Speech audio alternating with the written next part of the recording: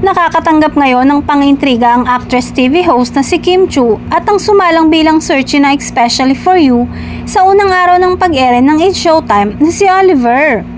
Naging tampok sa asaran sina Kim Chiu at Oliver dahil bukod sa pareho silang nagmula sa Cebu, marami rin na nakapansin sa lakas ng kanilang chemistry. Marami pang nagsasabi at pinapayuan si Kim Chiu na subukan naman niyang makipag-date ng lalaking hindi nagmula sa showbiz industry.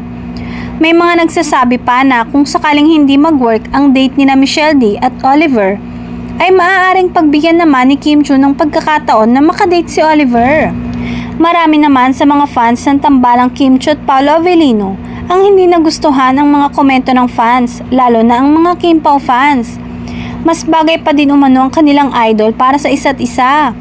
Samantala, bago pa man nagkakilala sina Oliver at Kim Chiu, ay ilang beses nang napapaulat ang pagkakaroon ng relasyon nina Kim Chiu at Paolo na tinatago lamang umano nila sa publiko dahil mas minabuti nila na gawin na lamang pribado ang lahat upang makaiwas sa kontrobersya. Ayon nga kay Kim nang tanungin ito ng gusto niya sa lalaki ay mas gusto umano nito ang tahimik. Marami naman sa mga fans ni na Paolo at Kim ang labis na kinilig dahil si Paolo pa din ang palaging pinipili ng aktres. Marami rin na nakapansin ang pag-heart ni Kim Chiu sa mga post ni Paolo Avellino.